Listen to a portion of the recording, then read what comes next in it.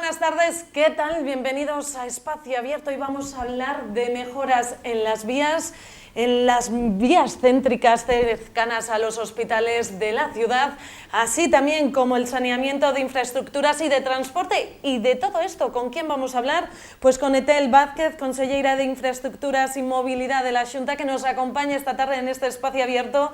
Etel, es un placer, muy buenas tardes. Muy buena tarde.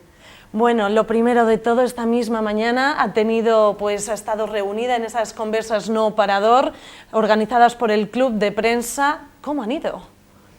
Pois eu teño que agradecer a Xulia que me teña convidado pois a ese conversas no parador.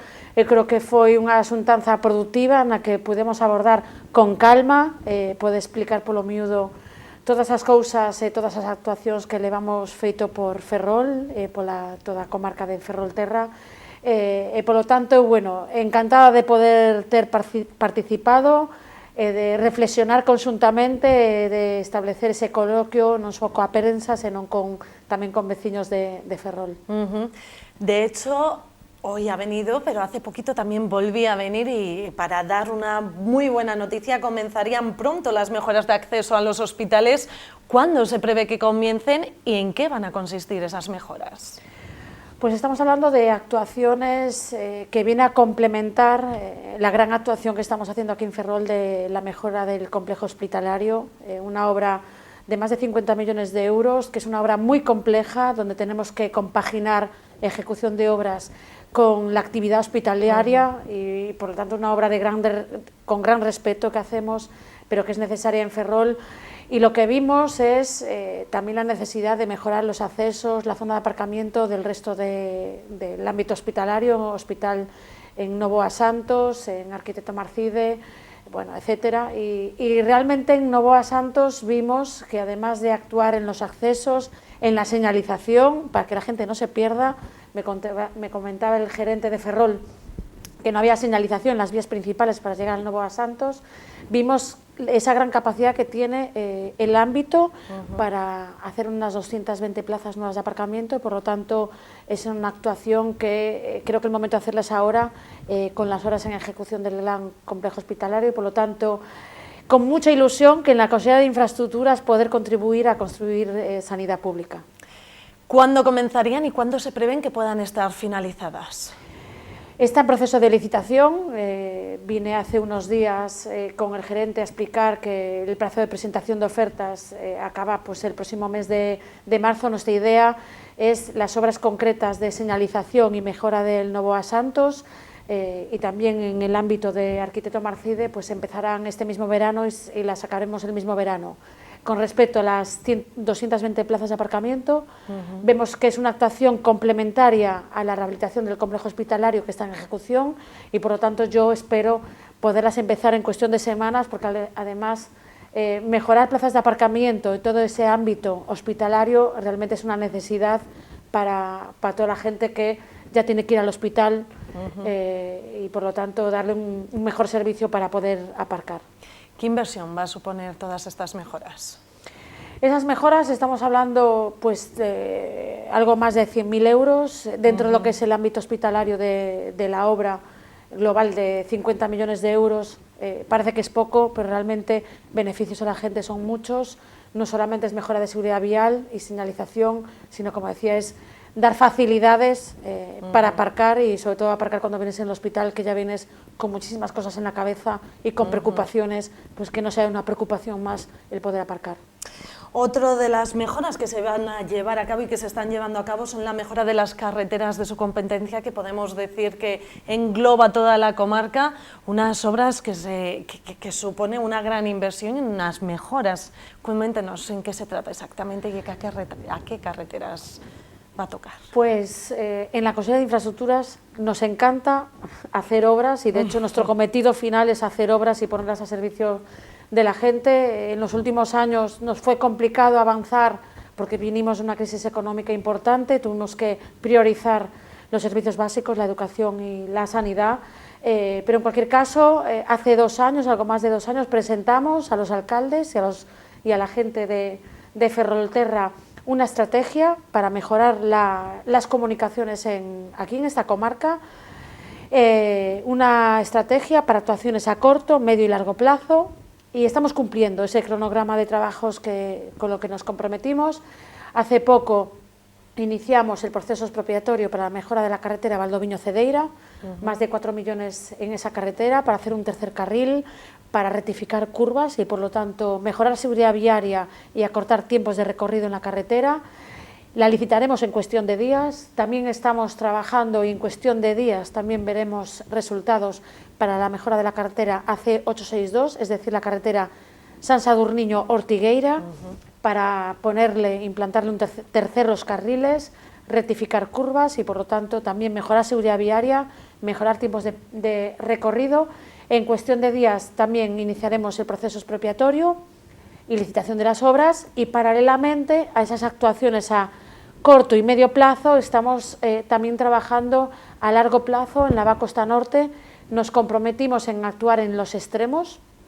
Después de esta crisis económica hicimos la variante Ortigueira, la carretera, la mejora también en Cereiros-San Cibrao, dentro de la Va Costa Norte, son 100 millones de euros en plena crisis económica, pero ahora, pues en cuestión también de pocas semanas, iniciaremos la información pública para también paralelamente actuar en la Va Costa Norte, además de actuar en mejoras de las carreteras autonómicas a corto plazo. Y de otra de las obras por las que le tengo que preguntar es ese proyecto de saneamiento de la ensanada de Amalata. ¿Cómo va? Pues va a velocidad de crucero, unas obras importantes y que supone culminar el saneamiento integral de la ría de Ferrol, en la que llevamos muchísimos años trabajando en colaboración con el Estado. Son 230 millones de euros invertidos ya en el saneamiento de la ría de Ferrol, junto con la Administración General del Estado, también colaborando con los concellos de Ferrol y Narón, y lo hacemos pensando que las rías son nuestra identidad, son singulares y nos identifican, y además de tener un factor ambiental importante, tiene un factor económico, porque muchísima gente, mariscadores, trabajan de la ría y es su recurso económico. Nos volcamos para sanear la ría y yo diría que en cuestión de meses ya culminado el saneamiento integral de la ría de Ferrol, porque la última obra que queda es el saneamiento de la Malata, que ya está en ejecución y por lo tanto no hay vuelta atrás. Entonces, ¿cuándo podemos decir más o menos que ese saneamiento integral? Pues a principios del año 2021, el saneamiento integral de la ría completado y trabajando y colaborando con el Concello de Ferrol, si así lo refleja en sus presupuestos, en los presupuestos de la Xunta, desde luego que está esa colaboración y cofinanciación de la Xunta de Galicia para avanzar en lo que toca, que también es el saneamiento del rural. ¿Cuántos vecinos se verán beneficiados con esta mejora? De la ría de Ferrol realmente es toda la ciudadanía de Ferrol, pero muchísimo sector productivo de la ría de Ferrol. Yo creo que mejorando el saneamiento de la ría de Ferrol, yo creo que diría que gana toda Galicia, porque ganamos en turismo, ganamos también en salud pública y ganamos en no solo los propios vecinos de Ferrol, la ciudad de Ferrol, sino un sector marisqueo importante que yo creo que traspasa las fronteras de Ferrol. Otro proyecto bien importante para toda Galicia, pero también para aquí, para Ferrol y la comarca, es ese plan de transporte público de Galicia, que entre uno de sus objetivos es mejorar esa conexión entre Coruña y Ferrol, bastante necesaria. Necesaria, y yo creo que va a ser una auténtica alternativa a la P9 entre Coruña y Ferrol, y diría que también al ferrocarril, porque el ferrocarril tiene muchas necesidades entre Coruña y Ferrol. Nos volcamos con la modernización y la transformación del transporte público en Galicia. Pusimos a principios de este año el transporte metropolitano en Ferrol.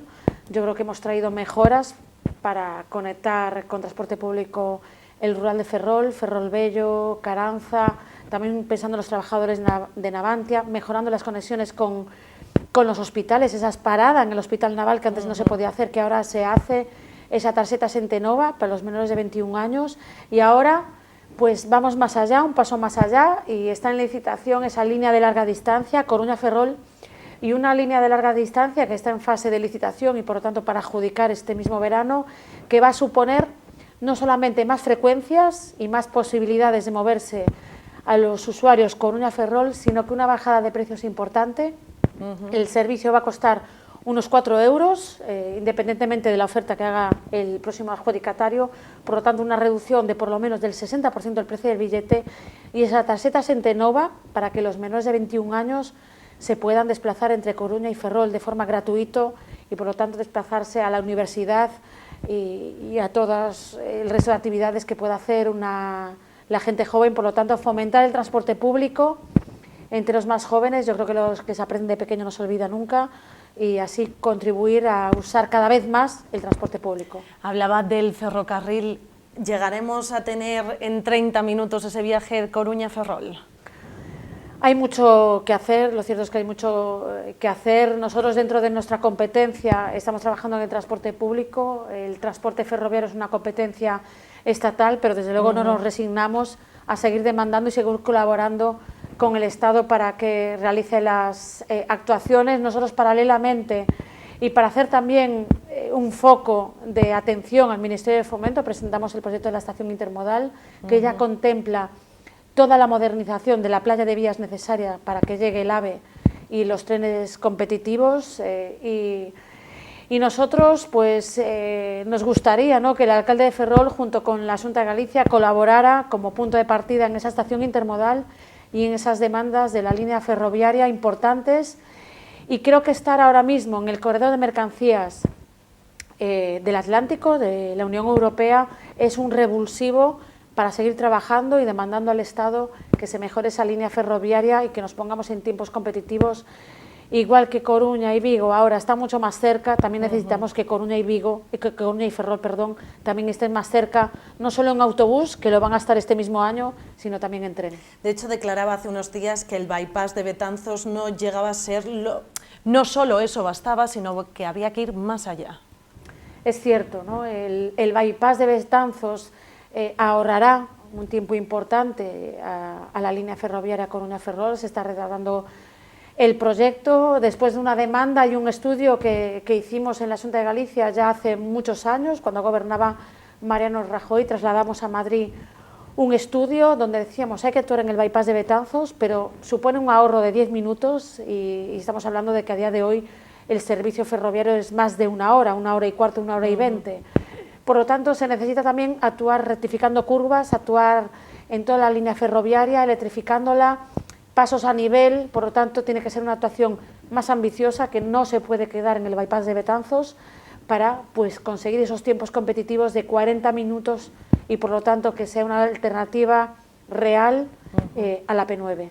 Por otro lado, hablaba también de esas tarjetas para los jóvenes, para que viajasen gratis, que ha habido una ampliación de edades, creo, y se ha disparado el número de personas que han optado a esta tarjeta. Pues la verdad que sí, pusimos la tarjeta Xentenova en el año 2016. Nosotros el plan de transporte público y esta transformación que estamos haciendo en el transporte público por autobús lo diseñamos como un auténtico plan social de transporte, y en esa iniciativa de plan social de transporte se enmarca esta tarjeta Xentenova para ayudar a las familias pues a acceder al transporte público y que sea más barato, también además de ofrecerle más frecuencias y una concienciación en los más jóvenes. En el mes de enero del año 2019 se distribuyeron, el número exactamente no lo recuerdo aquí en Ferrol, un cierto número de tarjetas, pero en enero 2020, al incrementar la edad, antes era para menores de 19, a partir de este enero es menores de 21, pero se multiplicó por 5 las solicitudes a demanda de tarjetas. Nosotros, desde luego, encantados de que más jóvenes accedan al transporte público, porque es que significa que más jóvenes utilizan el transporte público, un transporte colectivo es más sostenible, y por lo tanto pues nos anima a seguir trabajando para mejorar el transporte público y que se utilice mucho más en Galicia. Y seguimos hablando de transporte, ¿veremos el AVE en Galicia? Bueno, tenemos que verlo. ¿Cuándo? Y a Ferrol sí que, para que llegue el AVE y ver esos beneficios del AVE en tiempos competitivos, se necesita desde luego que Coruña y Ferrol estén con una línea moderna, además de los trenes. Sobre el AVE a Galicia es un objetivo de país. Yo creo que no tiene que asignarse a siglas concretas de partidos políticos, aunque alguien lo pretenda. Se lleva trabajando muchísimo tiempo, muchísima gente, de diferentes partidos políticos y sabemos que es un trabajo hercúleo, esa línea de alta velocidad que llega a Galicia, porque Galicia además con la orografía que tenemos es muchísimo más complicado. Había un plazo concreto, un plazo hablado y acordado de finalización de las obras a final de 2019, vimos que no se ha cumplido, desconocemos por qué no se ha cumplido, desconocemos los plazos oficiales de ese gran retraso de la llegada de la alta velocidad a Galicia.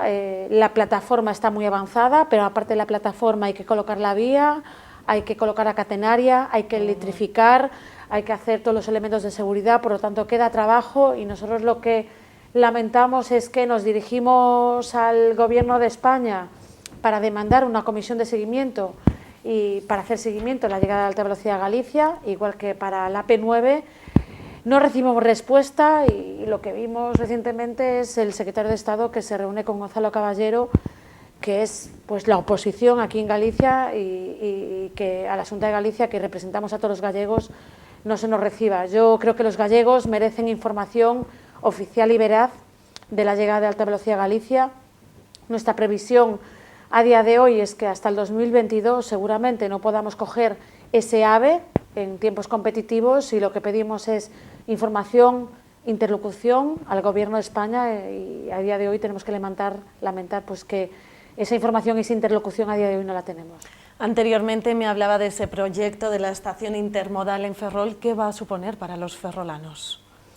Para los ferrolanos yo creo que es un proyecto importante. Yo como alcaldesa de Ferrol estaría encantada que la Xunta de Galicia tuviera proyectos e inversiones en Ferrol, como puede ser la estación intermodal. Supone trabajar paralelamente a la llegada de la alta velocidad y a trenes competitivos a Ferrol, pero también recuperar todo un espacio que en mi opinión a día de hoy en Ferrol está abandonado y por lo tanto hacer una gran plaza pública, zonas de aparcamientos que son necesarios, sí, pues en un único espacio, implantar la estación de autobuses, la estación ferroviaria y por lo tanto dar facilidades en el transporte público, más fácil, más cómodo, más seguro y contribuir a hacer ciudad.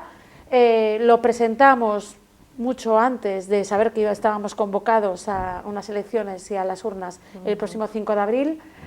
Remitimos el documento técnico tanto al Ministerio como al Concello de Ferrol como punto de partida de diálogo para seguir trabajando en este proyecto. El Concello de Ferrol no nos ha contestado, nos gustaría seguir colaborando, igual que estamos colaborando con el resto de las estaciones intermodales en el resto de ciudades en Galicia, pues nos gustaría colaborar de la mano de las administraciones, del Concello, del Ministerio, para que Ferrol no se quede atrás ni en línea ferroviaria ni en estación intermodal. Hablaba de esas elecciones gallegas que tendrán lugar el próximo 5 de abril, porque debería de continuar el Partido Popular aquí en Galicia y especialmente con respecto a su espacio, a su consellería que lleva adelante, ¿por qué deberían de seguir al frente? Bueno, para mí desde luego que es un honor servir a Galicia y para el presidente de la Xunta de Galicia desde luego que es un honor servir a Galicia y para mí trabajar con él y aprender con él. Es una persona exigente consigo mismo, no exigente con los demás y yo creo que es un sinónimo de experiencia, de estabilidad, de saber hacer y de que Galicia siga progresando y siga avanzando. Yo creo que tenemos el ejemplo del Gobierno de España. Yo no quiero pensar que en Galicia llegue un gobierno de multipartitos. Estamos hablando de que no es que puedan gobernar 3 partidos diferentes Galicia, sino hasta 7, porque hay fusiones de diferentes partidos en único partido que se presenta a las elecciones. Yo creo que el gobierno de Núñez Feijóo es un ejemplo de estabilidad, de seriedad y de responsabilidad con los recursos públicos y de compaginar esa Galicia verde, Galicia moza, familiar e innovadora para que Galicia avance y yo creo que es una oportunidad para los gallegos el próximo 5 de abril darle pues una oportunidad más al presidente de la Xunta para seguir avanzando en Galicia. Ethel Vázquez, ha sido un placer tenerla aquí esta tarde en Espacio Abierto. Gracias por venir. Muchas gracias a vosotros. Y gracias también a todos ustedes por estar ahí al otro lado del televisor. Nosotros nos despedimos, pero les recordamos que nos pueden seguir en nuestra página web, en las redes sociales o en el propio canal de YouTube. Que tengan muy buena tarde.